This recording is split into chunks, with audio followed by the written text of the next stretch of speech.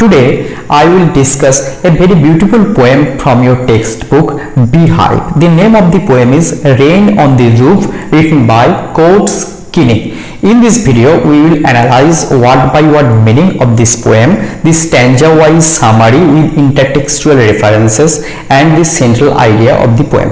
We will also look into the structural part of the poem like the rhyme scheme and the poetic devices. So be patient and watch the video till the end. Now let's start.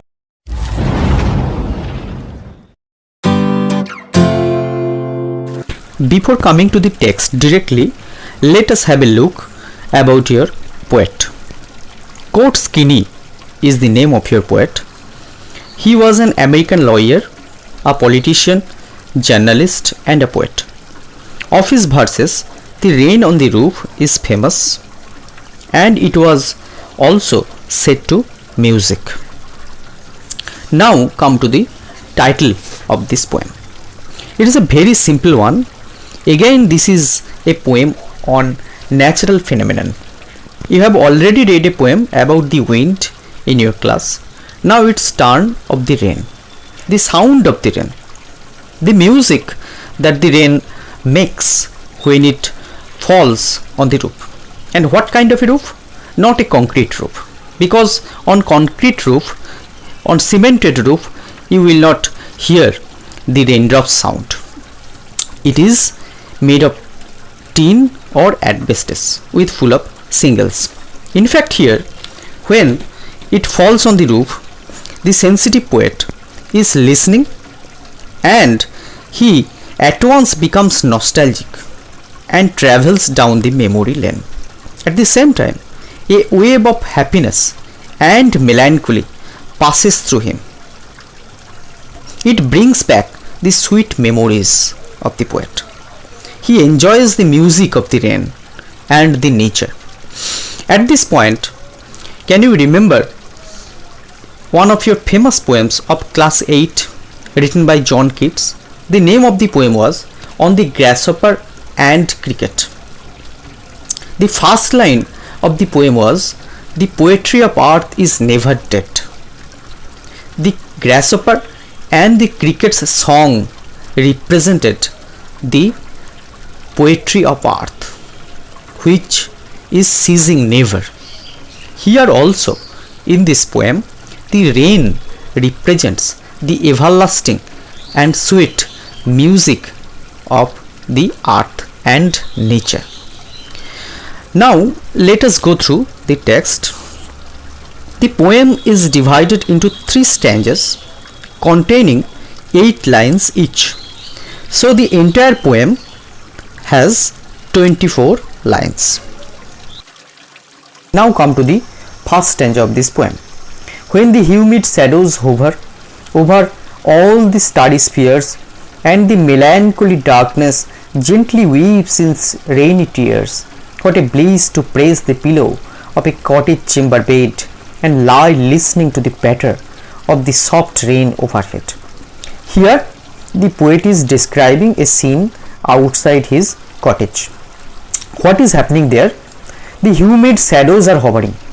Humid means full of moisture. Shadows means dark clouds. So the phrase humid clouds refer to the dark clouds full of water that brings rain. Hover means move around something that the drone or helicopter does in the sky. So the humid shadows are hovering over all the starry spheres. Starry spheres means the night sky full of stars. And the melancholy darkness gently weeps in rainy tears. So it is darkness, obviously it is night sky, the ambience is dark. Melancholy darkness, the darkness is referred to as melancholic. Here this is a transferred epithet, a poetic device. We will discuss later elaborately in the literary devices section in the later part of this video. But here the darkness is not melancholic. Actually the poet is melancholic or sad. And what does the darkness do? It gently weeps in rainy tears. The darkness as if cries and sheds rain. So here the raindrops are compared to tears. Actually the poet feels sad and he weeps and sheds tears. Now the poet is describing his feeling. What a bliss to press the pillow of a cottage chamber bed and lie listening to the patter of the soft rain overhead. At this point of time, the poet feels that it is very happy. Bliss means happiness. It is very happy for him to lie down on a cottage bedroom on the pillow, and he should listen to the patter. Patter means the sound of the raindrops that is falling on the roof. So he loves to lie down on his cottage bedroom on the pillow, and he want to listen to the repetitive sounds that the raindrop is making on the roof. So what does the first stanza mean? Let us look. Here the poet describes a rainy night sky full of stars covered with humid clouds. He says that the darkness makes him sad and reflective as the rain comes from the dark sky. Similarly, the poet also feels melancholic and weeps. At that point, the only thing that can bring joy to the poet is to curl up with a pillow in bed of his country cottage. He stays there and listens to the sweet sound of the raindrops on the roof. At this point, I remember a beautiful quotation of Bob Marley. Some people feel the rain, others just get wet. So here the poet certainly is feeling the rain, and most of us, like us, just get drenched in the rain. We don't have the feeling. Now come to the second stanza of this poem. Every tinkle on the shingles has an echo in the heart, and 1,000 dreamy fancies into busy being start, and 1,000 recollections weave their ear threads into woof as I listen to the patter of the rain upon the roof. So the poet is here carrying on the feeling that he had left on the first stanza.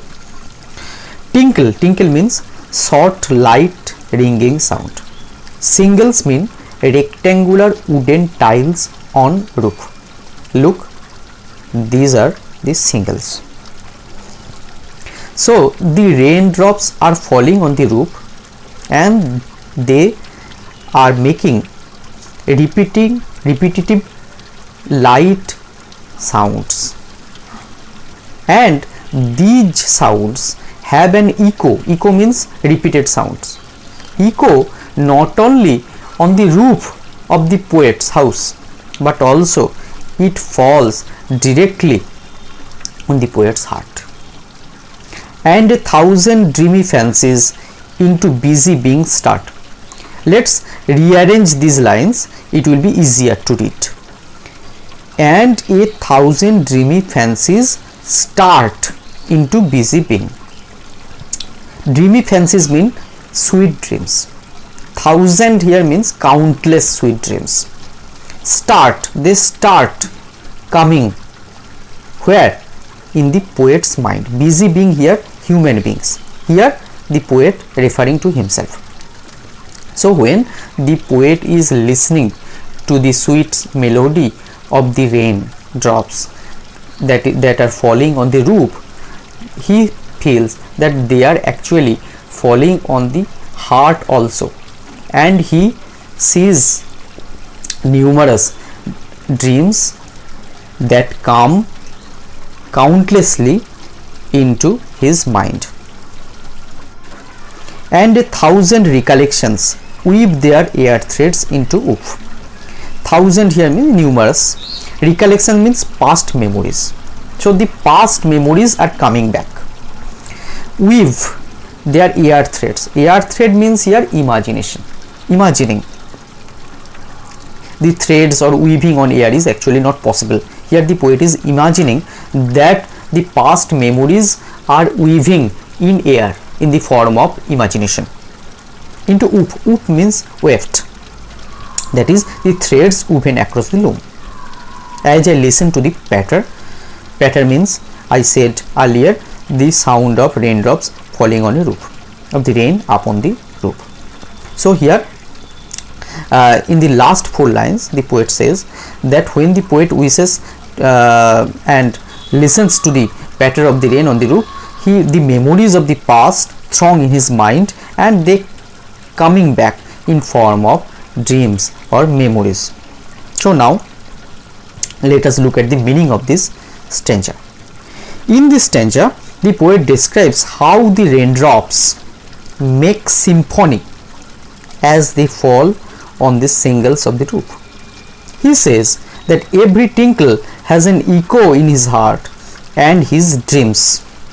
He now travels down the memory lane and becomes nostalgic as the sweet memories of the past come back into his mind as thousand dreams. All these recollections are not discrete or separated from each other. Instead, they seem to have formed a patchwork web and entwined with one another. So this is your second stanza. Before coming to the final and concluding stanza of your poem, let me remember a very beautiful Bengali poem, and this is very relevant to your present poem also. Chonde Shudu Kan Rakho, the name of the poem is by Ajit Dotto. The poem runs like this: ছন্দ আছে ঝড় বাদলে, ছন্দ আছে জোছনাতে, দিন দুপুরে পাখির ডাকে, ঝিঝির ডাকে ঘোর রাতে.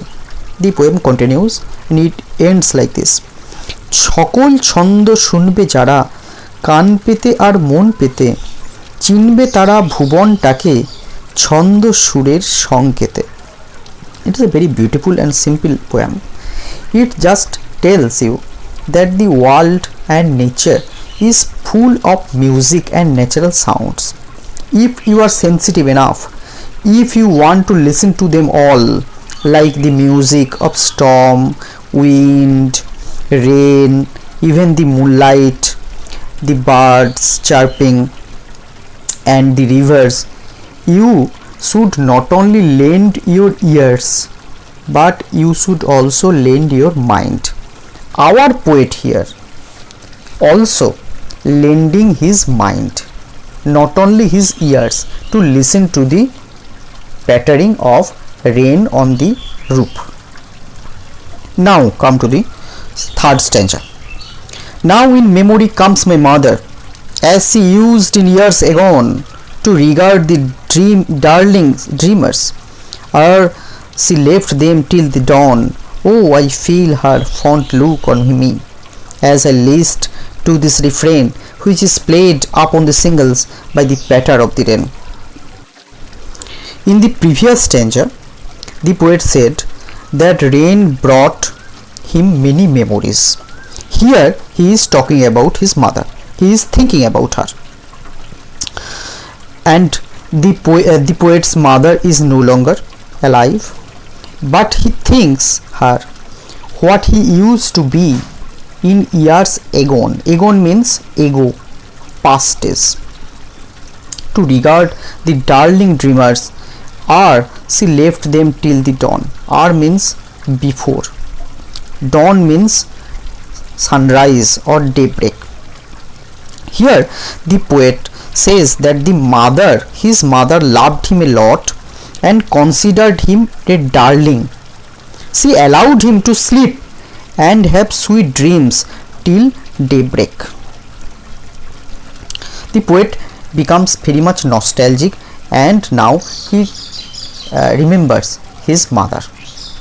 At this point of time, I want to give an intertextual reference. There is a beautiful poem by Emily Jane Bronte. The name of the poem is Mild the Mist Upon the Hill.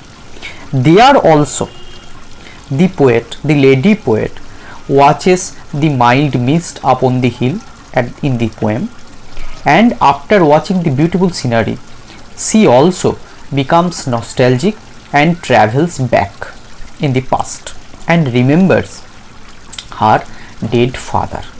In the second stanza, she tells, "Oh, I am gone back to the days of youth. I am a child once more, and neath my father's sheltering roof and near the old hot door." See, that poet, Emily Bronte, also after watching the natural scenery, remembered her father. It worked as a catalyst to her memory. In this poem also, the poet listens to the raindrops song, the melody that is continually recurring, and the poet remembers his mother. "Oh, I feel her fond look on me." Oh, this interjection is a feeling of relief and the pathos at the same time, because he now travels down the memory lane. I feel her fond look on me. In the past years, his mother looked at him very fondly, and now the poet, in his dream, in his recollections, he can almost recapture the same scene that happened many years before. As I list to this refrain, list here means listen. Refrain means repetitive part of a song or the poem. Here it is referred to as the melody of rain, which is played upon the singles by the patter of the rain. So here the flashback technique, by the use of this flashback technique, going to the past and going to the present, the poet beautifully refers to the past events, and as he listens to this song, he becomes once more reminded of his beloved mother. Now look at the meaning of this third stanza. Here the poet remembers his beloved mother, who is no longer alive. Many years ago in his childhood, the mother loved him a lot and considered him a darling. She allowed him to sleep and have sweet dreams till daybreak. The poet can still feel that his mother is looking at him as he listens to the repetitive rhythm of the raindrops falling on the roof. Now let us have a look at the summary of the poem as a whole. This poem beautifully amalgamates the natural description and personal nostalgia. As the poet listens to the sweet melody of the raindrops falling on the rooftop at dark night, he loves to lie down comfortably in bed and travels down the memory lane of the past events. The repetitive sound of the rain makes him correlate his past with the present. It takes the poet to his childhood days, when the fondest memory of his dear mother is brought before him in all her gentle loveliness and heartfelt reverberations. Now come to the structural part of this poem. We will here analyze the rhyme scheme and also the literary devices, the poetic devices, stanza wise. Look at stanza 1. The rhyme scheme of all the stanzas are A, B, C, B, D, E, F, E. However, A, spheres, B, darkness, the sound is C, tears, this is the same sound as fears, so it is B. Pillow, this is D. Bed, new sound, so it is E. Patter, new sound, so we will write F. And overhead, this is E, because bed rhymes with overhead, so it is E. So the entire rhyme scheme is A, B, C, B, D, E, F, E. All these stanzas are the same rhyme scheme. Now come to the figure of speech, the poetic devices. The first one is alliteration. What is alliteration? The repetition of same consonant sound in the beginning of two or more consecutive words. Let us see the sentences of this first stanza. Line 1, look at the line 1, humid hover. So the same H sound is repeated. This is alliteration. Look at the second line, study spheres. S sound is repeated. Line number 5, press pillow. P sound is repeated. Line number 7, lie listening. L sound is repeated. So these are the alliterations in the first stanza. Now the second figure of speech is onomatopoeia. What is onomatopoeia? The use of sound words. That means the words evoking sounds. In the seventh line, the sound patter. The word patter is the sound made by the raindrops on the roof. So it is an example of onomatopoeia. The third one is personification. Personification is giving human-like quality to non-human things or the inanimate objects.